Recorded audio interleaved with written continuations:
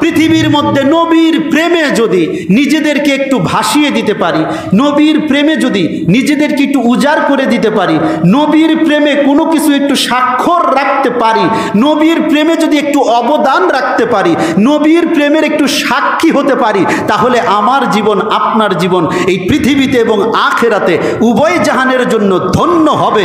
কোনো সন্দেহ কি আমরা রাখি? আমাদের জন্য সফলতার মূল চাবিকাঠি হলো আমার নবী, আপনার নবী, নবীজি সাল্লাল্লাহু আলাইহি সাল্লাম। কথা বলেন ঠিক না বা ঠিক? তাহলে আমাদের কোনো ভয় আছে? আমরা একটা দাবি করব কিয়ামতের ময়দানে, ইয়া রাসূলুল্লাহ, ইয়া হাবিবাল্লাহ, আপনার মহব্বত অন্তরে আছে। কথা বলেন ঠিক না বা ঠিক? বাবাজিরা আমার, বন্ধুরা আমার, আল্লাহর হাবিবের ভালোবাসা, আল্লাহর হাবিবের মহাব্বত যাদের অন্তরের মধ্যে আছে, তার জন্য পৃথিবীর কেন কুল কায়নাতের কোনো কিছুর কোনো ভয় নাই।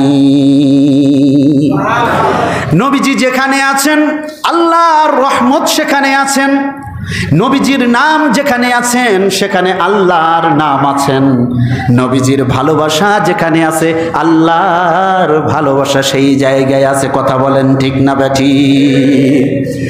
নবীজির নেক নজর যেই জায়গায় আছে আল্লাহর ভালোবাসা সেই জায়গায় আছে।